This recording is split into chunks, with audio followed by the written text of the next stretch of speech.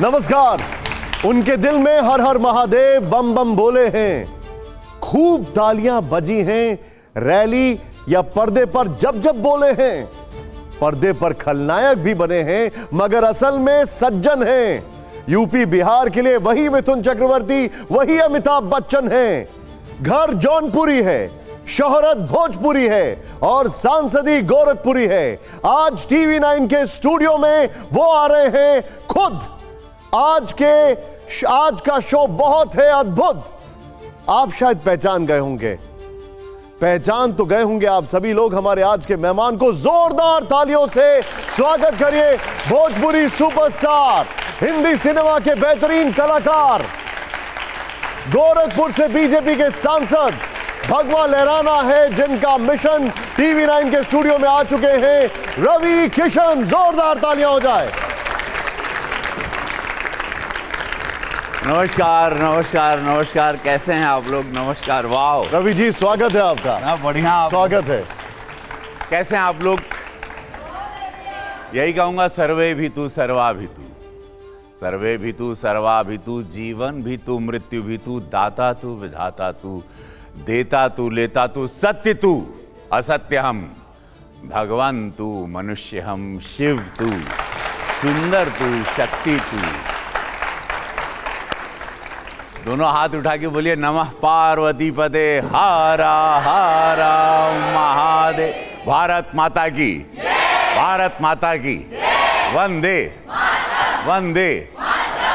आप स्वागत है रवि जी आपका। प्लीज बैठिए, विराजिए, प्लीज बैठिए। पूरे जोश से हमारे स्टूडियो को भर दिया रवि जी ने। रवि जी, मैंने आपके इंट्रोडक्शन में कहा कि यूपी बिहार के लिए आप ही मिथुन चक्रवर्ती हैं, आप ही अमिताभ बच्चन हैं। ये सही कहा या नहीं?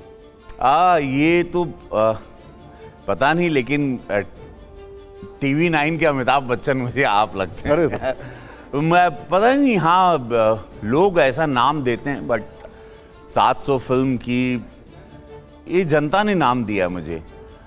और I am blessed that mister Bachchan has given me this name when I was shooting with him for one film. So he says he's Bhojpuriya Bachchan, not me.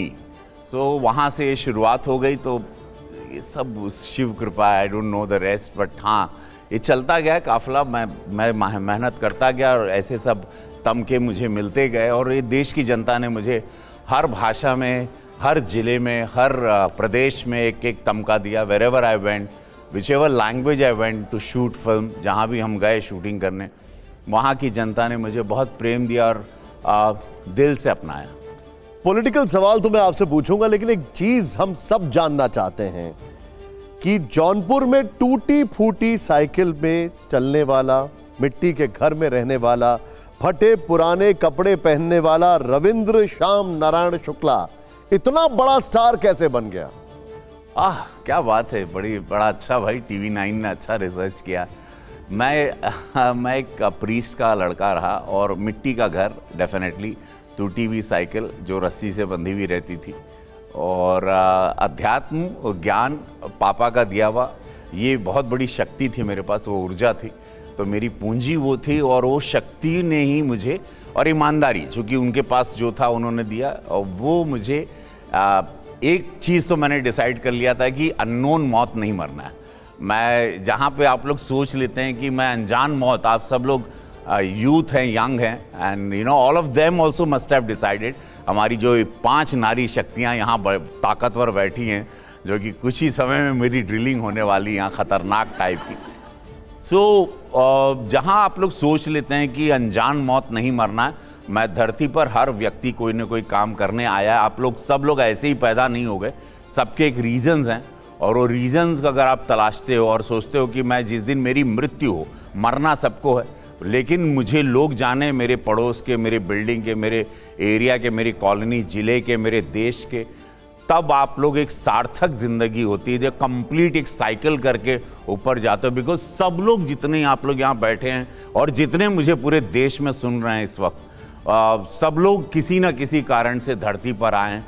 वो रीज़न ढूंढना, जिसने भी रीज़न ढूंढ लिया वो एक मुकाम पाता है, और उसकी वजह से मैं रवि किशन बना। वो मिट्टी के घर से आज पूरा देश, पूरी दुनिया मुझे जानती है। एक ब्रांड बन गया मैं, एक अपनी इंडस्ट्री लगाई मैंने, Bhojpuri film city film industry, जिससे आज लाखों लोगों को रोज़गार मिलता है।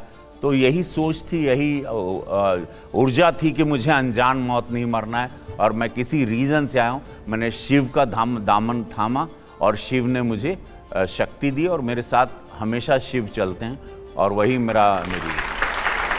हमने आपके बचपन के बारे में थोड़ी रिसर्च की तो पता चला कि आपके पिताजी पुजारी थे, दिन भर भगवान की पूजा करते थे। शाम को जब घर आते थे तो आपकी शिकायतें मिलती थी और फिर आपकी आरती उतारते मेरी थे। पूजा होती थी। उनके पास एक चमड़े का बेल्ट था, वो अंग्रेज़ों के ज़माने का होगा शायद। वो बहुत मारते थे, उनको बड़ा आनंद आता था मुझे मारने में और मैं उनके आनंद को देखता था। उनको दिन भर की अपना कुछ होगा, उनको लगता था मैं नालायक निकल जाऊंगा, क्योंकि मैं बड़ा ही चंचल था, मैं डांसर था, बचपन से कुछ नाचने लगता था। जब माँ भगवती की कृपा होती है तो आप कहीं पर भी जन्म लें, आप मंदिर में भी जन्म लें, लेकिन अगर ईश्वर ने एक प्रारब्ध, कहते हैं ना कि आपकी स्क्रिप्ट डिसाइडेड है धरती पे आने के पहले। जिस दिन आप जन्म लेते हैं आपकी स्क्रिप्ट लिखी गई है। तो मैं डांसर भी रहा, म्यूज़िक रहा, स्टाइल कुछ अलग थी, चलता कुछ टेढ़ा था मैं। तो मुझे लगा कुछ तो मैं नॉर्मल नहीं हूँ, कुछ करने आया हूँ।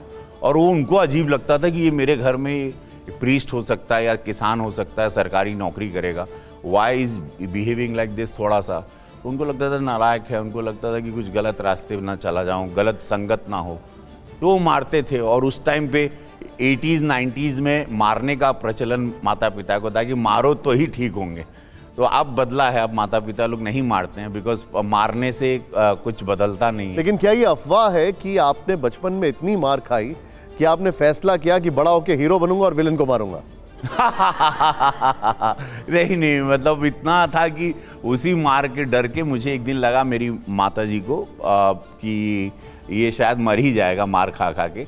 तो उन्होंने एक 500 रुपये दिए मुझे और कहा कि मैं एक दिन, उन्होंने क्या रामलीला हम करने गए थे, सीता जी का रोल करते थे हम, और मैं बहुत सुंदर सीता माँ का रोल करता था। बिकॉज मैं अभी तो एक्सरसाइज वगैरह करके थोड़ा शरीर बना लिए हैं, लेकिन पहले बहुत शरीरे थे हम, दुबले पतले थे, तो बड़े लगते थे। उनको साड़ी लेके माँ की गए थे, उनको पता चला, पकड़ लिया उन्होंने, और फिर उन्होंने उस दिन लगा था कि आज हम ख़त्म हो जाएंगे, तो माँ ने वो दिया 500 रुपये। और मैं बम्बई जब हुआ करता था, मुंबई, और मैं वहाँ के लिए रवाना हुआ, भागा। क्या उम्र थी आपकी? I must be 16 year old. क्या बात, 16 साल के थे।